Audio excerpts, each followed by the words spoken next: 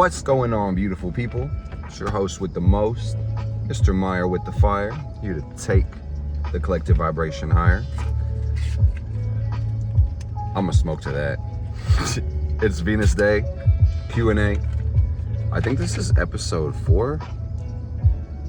Part of me feels like I should have been prepared.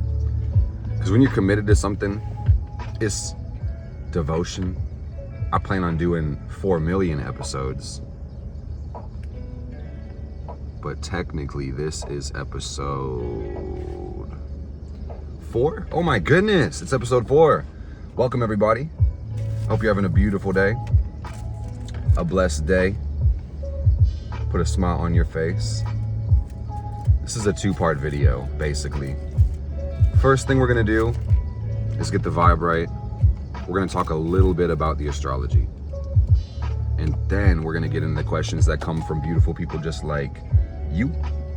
And these questions are listed in the Discord server, so if you go to the description, go to the website, you can join the Discord server for free. I'll just pull the link to put on top of it, so you don't have to go to the website, you can just go right to the Discord. But these questions come from you guys, it means the world to me. Thank you from the bottom of my heart for kicking it with me. My intention is to share love with you guys today. That's how we reconcile paradoxes, like we talked about. I'm just writing the note to put the Discord link in the bio for you guys if you're not yet a member, so you can put questions in the Ask Mark column. Let's pull the chart, let's get it started. Today's Wednesday. Today's Friday. I thought it was Wednesday. What the hell? Today is not Wednesday. I'm filming this on the 5th of April. There's cat hair in my phone screen, or like in the case. I'm like trying to pull it out. Pay no attention to the cat hair. If you can see it, there are some scratches too. This is probably not the best way to show the chart. Let me show you the sun. Get it together, Mark. We're in the middle of Aries season. The moon is in Pisces today.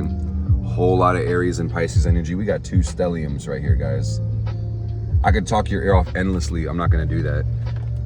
Basically, if you wanna know more about the week's astrology, I would watch Mars Day with Mark, where I break it down every single week on my podcast. And I wanted to give you a heads up because we are in the middle of the eclipses and there's so much to say about it.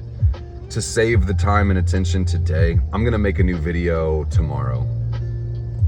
I was thinking Sunday or Saturday, but Saturday would be better. So I'm gonna make a new video tomorrow on YouTube. I'm gonna talk about all 12 signs and how they're gonna be affected personally by these eclipses, okay? So stay tuned. Make sure you sit back and watch that. And it's gonna be a good one. So I will just say, to give a little brief overview picture of the day, next couple days, etc. Sun is in Aries. And the sun is in a really interesting spot. I'm gonna show you as I tell you. The sun in Aries is between the North Node at 15 degrees and Chiron at 19 degrees. Mercury is retrograde, moving backwards into those planets like I just said. So what does that mean? The focus is growth. I can't tell you what to focus on, but I would encourage you to focus on growth. Aries reflects our self, our image of ourself, our identity, our choices, our willpower, and no bullshit, guys. Aries really represents life itself. There's an excitement and a passion that burns from the Aries energy, and we love it. We need it. We would be anywhere if it weren't for the energy that Aries gives us. So if you are Aries, or you have a strong placement in Aries, I just want to shout you out, send some love to your fire. Thank you for making the world better and brighter, more beautiful. I'm so excited to answer these questions, guys, and thank you for giving me such good questions. They mean the world to me. I'm so grateful to be able to connect with y'all and share the gift of love, because I feel felt when I do these things. We're definitely going to talk about Venus before we get into the questions, okay? So yeah, it's your time to shine. It's your time to take action, embrace your desire. That's what Aries season is about. Maybe even being a pioneer, a self-starter, or a leader. Going somewhere new, embarking on a new path. Aries is the new energy. And we're about to have the new moon pretty soon on the 8th. Like I said, I'll be making a video tomorrow to tell you guys about how it plays out specifically and in more detail. The moon today is in Pisces, my friends, and that's really close. We're one sign away from Aries, and that just means the new moon is coming up. You can see it. Give it a couple days, about 3 days. We'll be right there. What is Pisces moon about? Especially in a waning cycle, Pisces moon is about letting go. If it was a waxing cycle, it'd be a little bit different. It would be more about integrating a universal consciousness through our actions, but now this is about reactions, responses, and maybe even retreating from certain things. Confronting other things too. I can't say retreat is useless because it has some functions and some uses. I'm about to go kickboxing, guys, and it's like, if you're fighting, don't be afraid to retreat. Literally, like, don't be afraid to back off a second while someone's going fucking crazy and spazzing on you. It's not what you're doing, it's how you're doing it. 9 times out of 10, maybe less or more, retreating can be a kind of harmful thing when you avoid your problems. So this is the Pisces moon conversation real quick. Conflict delayed can be conflict multiplied, but sometimes there needs not be a conflict at all. And that's the time to back off, to retreat. We're giving our love to the goddess, to all aspects of the divine feminine. I give so much love to Santa Muerte today for giving us all the gift of life today. Some people didn't receive that gift today. We did. Everything in this life is a miracle. We owe it to the Queen of Death herself for protecting it. Blessed be. So Pisces moon energy is about feeling the love that the universe has for you, and also being able to comfort yourself.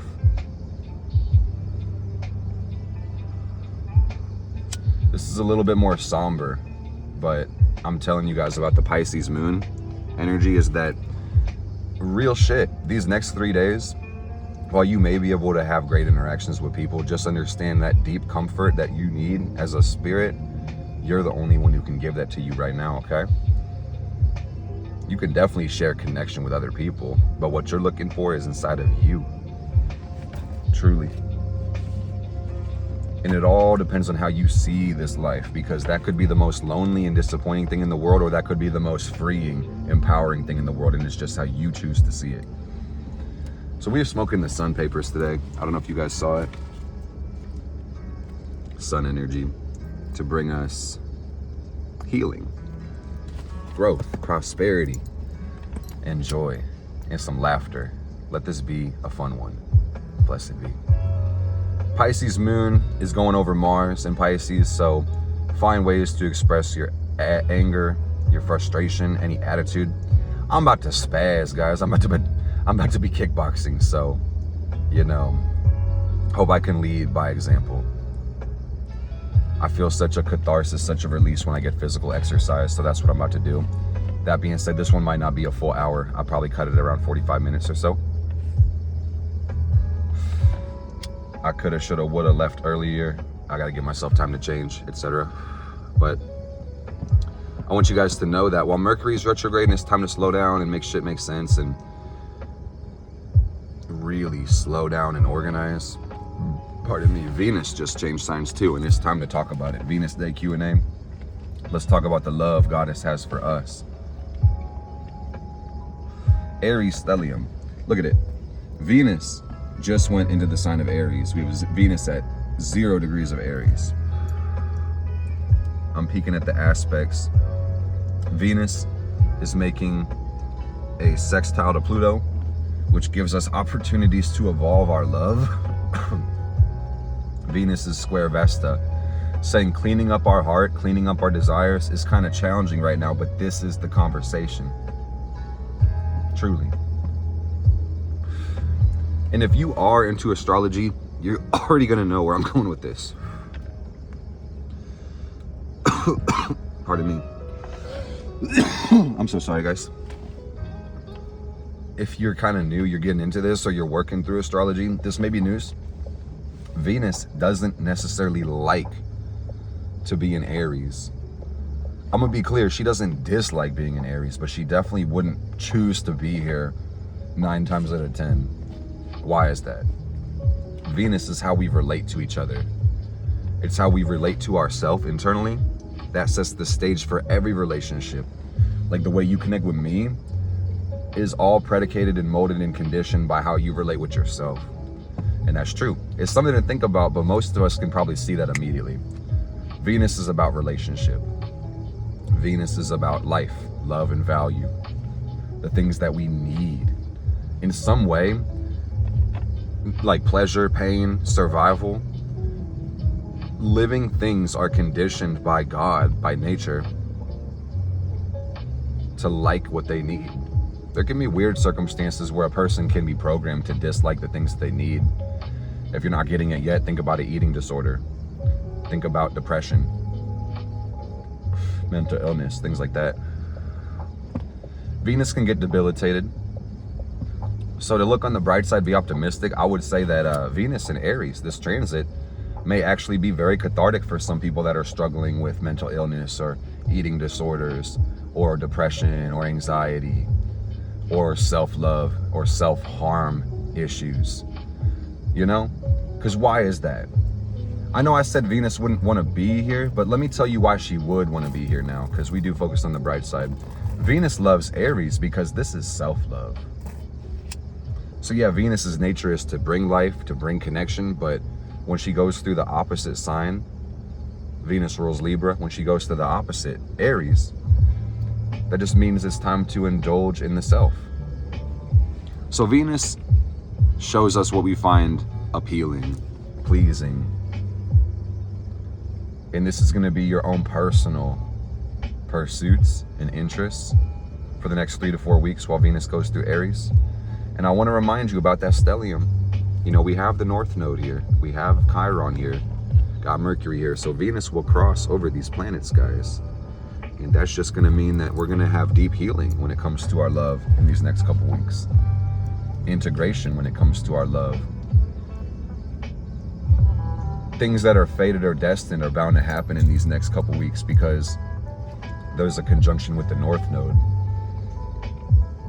444 on my clock as I'm saying that. So I just want you to be knowing that you're exactly where you're supposed to be going. Even if you don't see the direction in front of you, that's time to focus on yourself.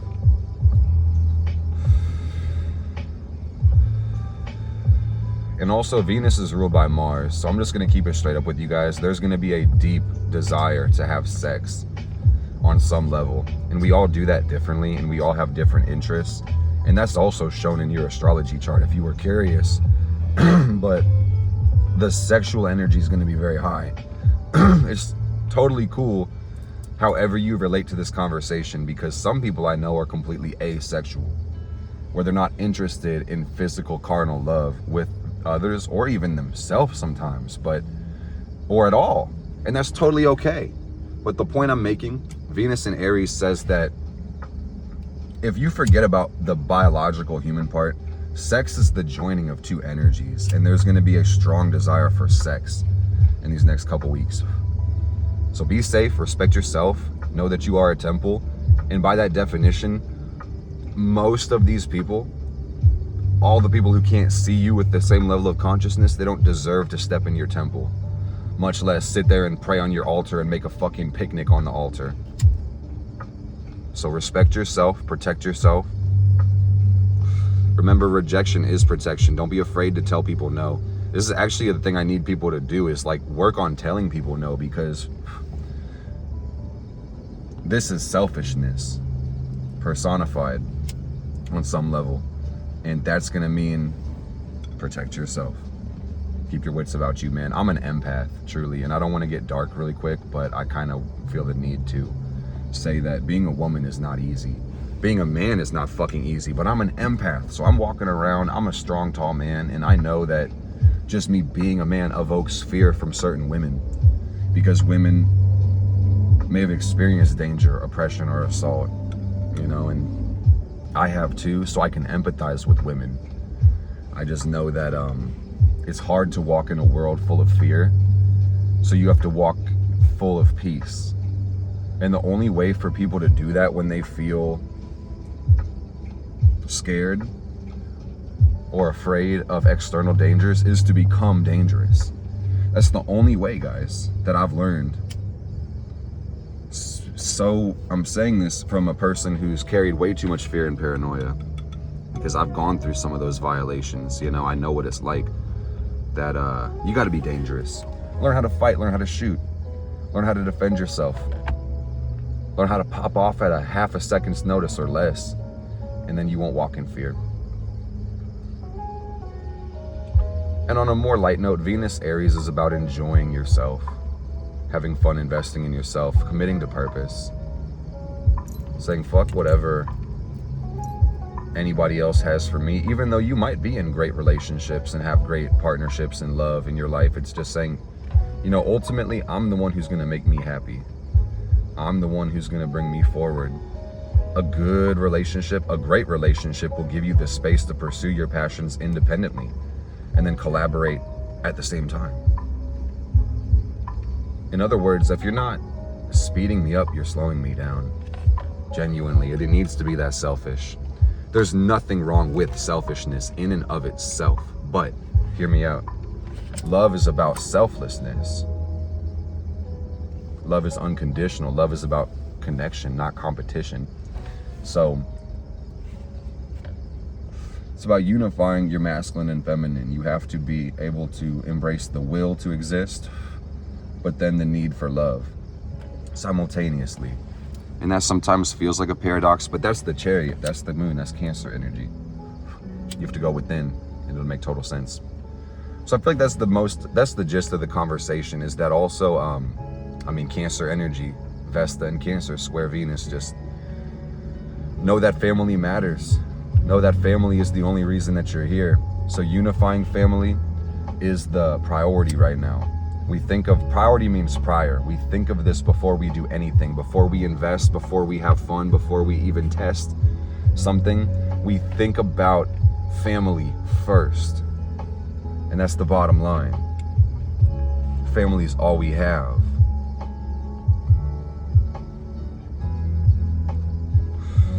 Some of us gotta build that shit from the ground up, is what I'm seeing. But you got this. Family is all we got. I see Pluto in conjunct Vesta right now. And that sounds exactly like what it sounds like. Or that is exactly what it sounds like. Let me get back to the list, guys. Let's go into the Ask Mark section. So thanks for kicking it with me, guys. We're gonna see what we got today. Okay, boom. I gotta scroll back down from the last time. Okay.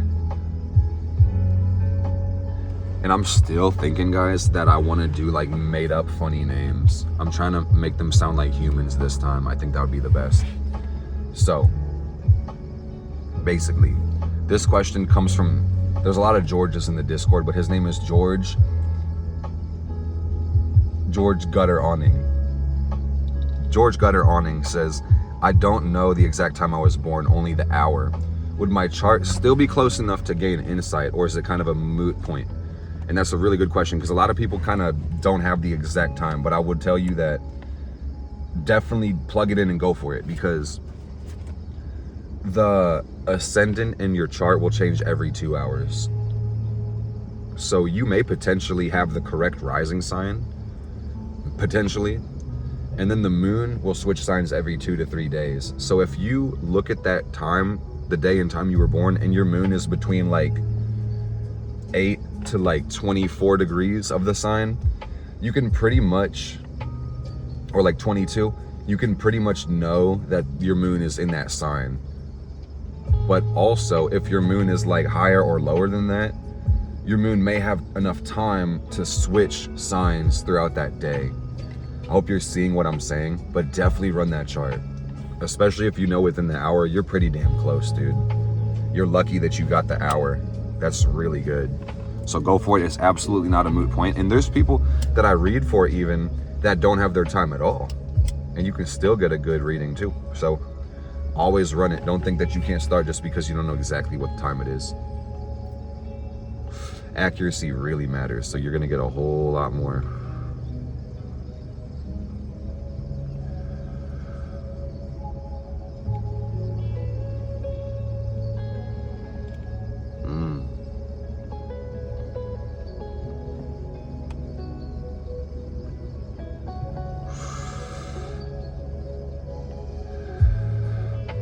I just got a text from my woman and I had to read it. I couldn't ignore it. I'm gonna have to hit her back after this. She knows I'm working, but I can't even call that a distraction because that's the whole point of Venus Day. And then this person, oh, this is another question. So thank you, George. So this one comes from Ted Andrews. That's a good person name. You know, to piggyback on that, I don't know if they're asking a question before. They've been thinking about time a lot lately. Me fucking too, dude. And how it was standardized in the 1800s. What was astrology like before clocks? Did they know their moon and rising? And that's a really good question, Ted. And astrology always existed. Astrology is, if you really want to get technical with it, going outside is astrology. Perceiving the sun is astrology. Genuinely. Astrology is just reflecting life on a lot of levels. So, for some cultures, astrology was the clock. And truly, yeah, some people did know their moon and rising signs when they were casting horoscopes hundreds of years ago. And what's kind of funny about our modern astrology is a lot of us go by our sun sign because magazines and media popularized astrology. And then you could do like the, I don't want to say like the pop, no, that's the word, pop culture astrology. People started identifying by their sun. Before then, the rising was the sign. Like, what's your sign? We go by the rising, or we used to go by the rising. And like the more antiquated astrology, at least in a few cultures. But what I'm trying to find the name, like the Europeans, basically, that part of the world. Yeah. Like after the Hellenistic period. So yeah, and then they said that leads me to a question as to if time is important when interpreting astrology, or if astrology was meant to be the system of time. They're asking the right questions. I appreciate this, Ted. It's like, time is super important, absolutely, because our time is based on the astronomy of our planet and the sun. So all the astrology is based on our solar system. So the whole thing about astrology is it is time. So I hope that answer, like I think that answers the questions, and I feel like your mind is like, I think we're kind of sharing a mind in the sense that like, if we were together and I was answering this question, you'd immediately have another question, because I feel you. I fuck with you, Ted. Appreciate it. This one's about the eclipse. The energy is crazy. I just want to say buckle up. I'm just going to hit the star. Thank you for the question. Yeah, let's keep moving on, because I got to tell y'all later. There's so much to say. Oh, I love this question. This question is from BB Bop. And BB Bop says, what's one way you actively show up for yourself, Mark? And I try my best to show for myself, so it makes me feel like I want to answer it in about 50 ways. But if I could give you one way that's really helping me so much, I'll give you one answer, and I can even expand it. But slowing the fuck down has been monumental for me, because showing up implies presence. And if I'm so fast in my body or mind and I can't even really be there for me, there's no showing up. So I've learned a lot of centeredness just through the art of slowing down. That's been super helpful for me, and I hope it helps somebody else. I never have a shortage of ideas. It's a shortage of foundation to implement. So we're working through it. Everything is manifesting in divine time. So that's what I'm loving about this life, and I hope you're well, BB Bop. Thanks for the question. This one comes from Chair Bear. Oh my goodness. You're the only person who gets like an actual shout out.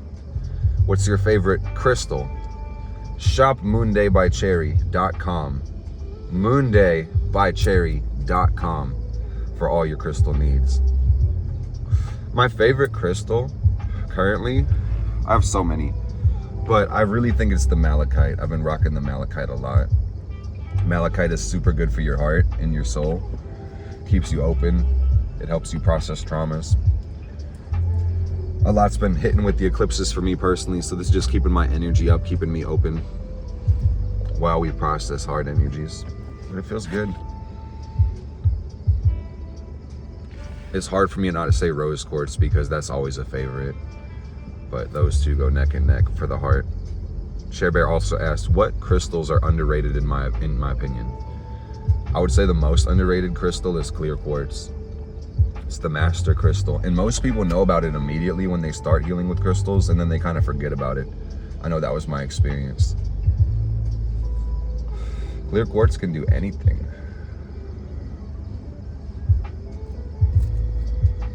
I think Tiger Eye is pretty underrated, or maybe I feel like I'm sleeping on it. I do like Tiger Eye. But I definitely would have to say clear quartz is probably the most underrated stone. Pyrite. Like, those are the stones people sleep on, in my opinion. I appreciate it, Cheber. I hope you're blessed, Queen. This one comes from Space Cadet Fortuna. Space Cadet Fortuna says, as a witch and published author, what is the highest leverage magic you would recommend to someone writing a book regarding the ritualistic process of birthing that thought baby into creation? What is the highest leverage magic? I love this question. That you would recommend to someone writing a book regarding the ritualistic process of birthing that thought baby into creation. This question's deep. Hold up. Pardon with me, cadet. You are a space cadet after all. I see that you're up there.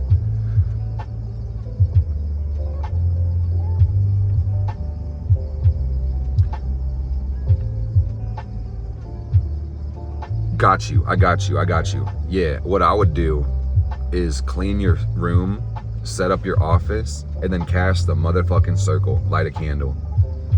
And I mean, it depends on what the book is.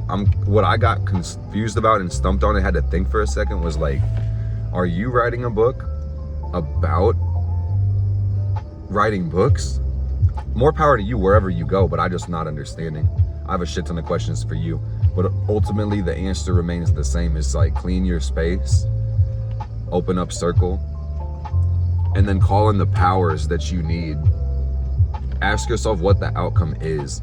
For you to have high leverage, you need to know what the outcome is. So literally you need to define that simply for yourself, and then you can even expand it through directions, and then call the powers into the circle, and then ground that in. Open up the tunnel. Boom. Be ready to receive it. You know, and you would, like, of course, open up your notebook, open up your fucking laptop or computer, and you just do the magic and write. You know? So have fun, change the world, do your thing. I'm glad to see people like you flying high. Thank you, Space Cadet. All right, this one comes from Mimi Mumu, and these names are getting less creative. Mimi Mumu, wow. How does one find dark goddesses and gods that can help them transmute their own fears and darkness? I'm gonna just answer it in one word: underworld. Where do you find the dark goddesses and gods? In their home. I mean this with love and kindness. You gotta go to hell, Mimi Mumu. There's levels of hell, there's levels of heaven. You can transport yourself up and down at will, at whim. They're not as bad as the Christians say they are. And really, they're nothing like some of the Christians say they are. Hell can be a place of transmutation, like you're talking about. Tremendous healing and growth. And I just saw a black bird fly in front of me. Like, it's like looking at me. He said, did someone say hell? Yeah, bro. Are you trying to take a trip on our favorite rocket ship flying through the sky? He said, hell no. I don't want to go through the sky. I want to go downstairs. This bird is chilling. He looks like he smokes weed. Okay, you have more questions. Hold up. So, is it a matter of inspiration or pull towards certain gods or goddesses? You ask, I love it. Yeah, you're asking about specifically how do you find them specifically. I would say the location is the best way to find them, be in that energy. And then, yeah, inspiration and pull, that's a spiritual thing. You already know. So absolutely, Mimi, that's going to make sure that by following that, you're already on their vibration and vice versa. You said also, how does one learn how to properly honor them respectfully without a physical mentor or proper resources to learn? And you know, that's the right question to be asking. Like, how do you do it properly? On some level, on the magical path, you really just have to trust yourself and do things and go for it. The fact that you're asking this question demonstrates the level of respect in itself, by the way. That's what I'm trying to tell you, is that the fact that you want to be respectful will be perceived as respectful. And if you are intentional with the relationship, your respect will be felt and known. You just got to say, hey, I call to the, like, here's what I would do. I'm not even kidding. If you want me to just make it simple for you, cleanse your space, light your candles and incense, sit your ass down and meditate, count yourself down and relax. Go to the tree, the world tree, climb down the roots, go to the underworld. That's your intent. Feel that, do that, whatever, you just get there through your feelings. You'll get there, it's not that hard. And then literally with your voice or with your mind, say, I call to the dark gods and goddesses. I come with love and respect. I wish to connect. I wish to transmute my darkness for the best and highest good of all. I wish to build a relationship. Speak from the heart. You know, this, if you could do just that and it would work. If you did it with a faith and belief program and just showed up, you would literally have it work. I just saw a bird drop something on the ground as I said that. He might have just picked it back up. He's like pecking around. That was crazy. Yeah. I hope that helps you. Because on some level, you literally are asking the right questions, Mimi, but I just want to be clear that you're saying without mentors or proper resources to learn, on some level, there may not be resources for the thing that you're experiencing. That's real Aries energy, you know? You may not have a mentor for something that you discover. So that's also something to think about. So hope that helps. I appreciate the question.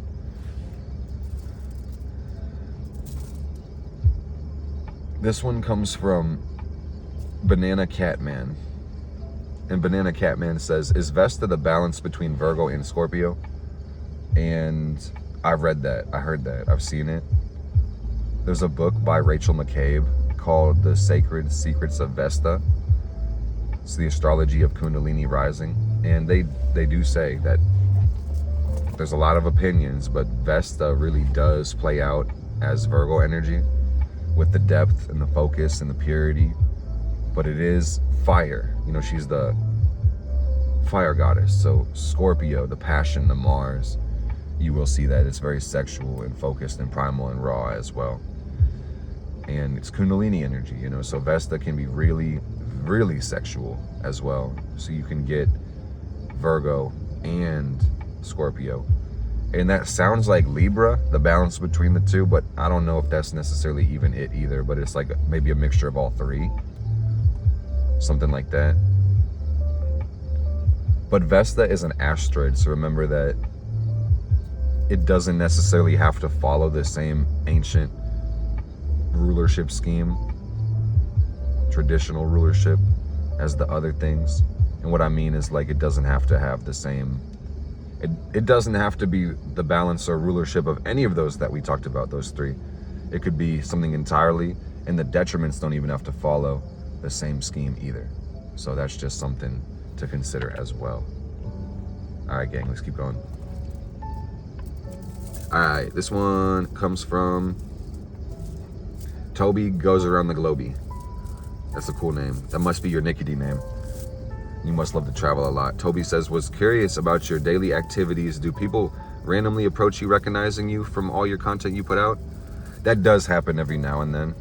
Yeah, it does happen every now and then. People are like, and I'm like, I'm more surprised than they are. 9 times out of 10, I think. But yeah, sometimes we hug, and I'm like, oh my God. I don't think anyone's asked me for a picture yet. Maybe like once or twice at like a picnic or something.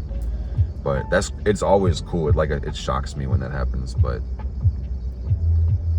sometimes people let me know low key. They're like, yeah, I watch you. And sometimes I don't know if it's location algorithm, but in my community, a lot of people know me, of course. And yeah, I think that tells you how it makes me feel. Sometimes I'm like shocked or excited. It's cool. It's nice being known, having people be able to connect with the content. And they said, is there a second book on the near future agenda? To answer the question, yeah, near future is relative for people, but I believe I will have at least one book done by my Saturn return. Like another book, maybe a few. At least one by the Saturn return, I promise you guys. I just am moving so many things around my chessboard right now. But totally, I really love writing books. I appreciate you guys appreciating the content. It means the world to me. It means literally the world to me, guys. So I appreciate it. So thanks for being with me as I love consistency. So thanks for helping me set my patterns up, because we're gonna get a lot going. When I got the momentum going, it's not even hard for me to really balance a lot of these things just because they're natural. So Toby also says, also curious if I've studied any Buddhist teachings.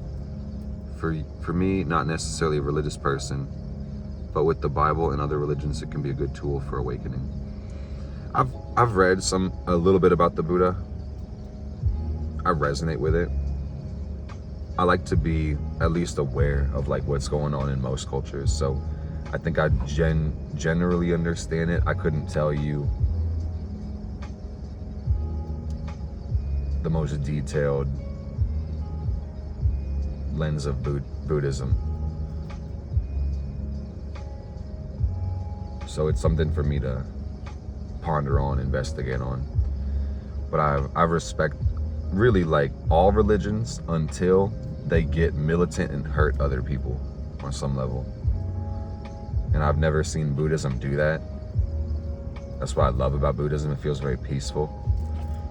So I really do think it could be a good tool as well.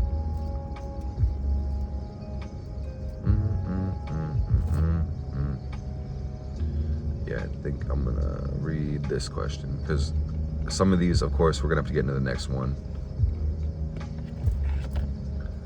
Okay, I think this is gonna be the last question, guys. I love you guys so much, and if you wanna have your questions answered in the next episode, make sure you click the link in the description and go to the Ask Mark section of the Discord and put your questions there. And we'll hit them on the next Venus Day Q&A number 5. This one comes from Baxter Jones. Hey Mark, I hope you're having a good morning. I'm working on an idea with some beautiful people, and we need all the collaboration possible for a mutual aid idea, so people can post their stories, the requests, needs, and pictures, so they can be posted on Twitter and boosted for donations. You said no advertising, and I just don't want to post the Twitter and website link without your permission. We are barely getting started and winging it as we go. But I'd like to throw it out there for anyone struggling so we can help, and also find anyone willing to collaborate with us to help people globally. If you say no, that's fine. I figured at least ask your permission at the very least, because I think this could be something very helpful for all the people, especially if many people work together. Lots of love. Yeah, this is one of those things where it's like, I don't know if this is, I'm hitting the flame, I saw it, yeah. And I respect you doing things for mutual aid and for the benefit of the greater good. I love that. So the answer really is not now. I'd have to see it. I don't even know what it is, truly. But more power to you. Thank you for respecting my rules. You may need your own Discord server, perhaps, but if you reach out to me, I can make an exception, because there is a rule that says don't message me. So I appreciate you reading and respecting the rules, but if you message me about this so I can see it, you know? If it makes sense, I can help you out. I just don't know what this means, to be quite honest. But I love that you're trying to help. I feel like that's what it is. So, more power to you. I think I got time for a few more. Oh, this one is sweet. I'm gonna have to get to this next one. This one's about my partnership. I definitely want to talk about this. This one, we're gonna do this one next time. That is so sweet. Okay. What resource? So this one comes from Mimi Mumu again. But they said, what resources would you recommend for shadow work? And I actually do have resources that I recommend. This is the Shadow Work Journal. It's by Zenful Note, 10 out of 10. This is a great journal, and it's full of prompts, so you just work through it at your pace. Be ready to self-reflect. This is one of those things like astrology or tarot, or it's a lot of things. You're only going to go as deep as you're willing to go, and no deeper at all. So resources for shadow work is a daily meditation practice, having a blank journal to write in, and then getting that damn shadow work journal. And then also therapy, cognitive behavioral therapy, being able to talk to a psychiatrist sometimes, or just a counselor. Depending on what your actual needs are, you may need some, all, or none of those things, you know? But there's a lot of resources, and the idea basically is you got to use all your resources if you really want to be successful when it comes to living a fruitful life.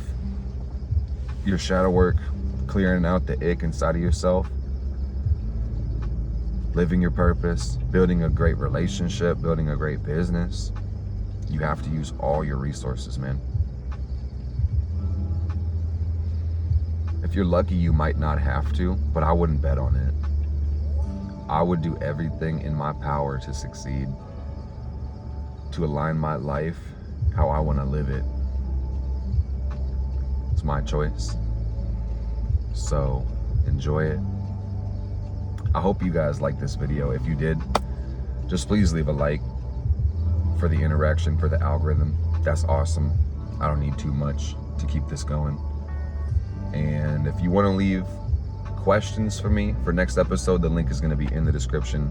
Join the Discord server, leave them in the Ask Mark section, and we're going to have a great Venus Day Q&A number 5 next time. I love your soul. I love your beautiful face. Hope you smiled in this place. I am going to go try not to get punched in the face. Take it easy, guys. I love you.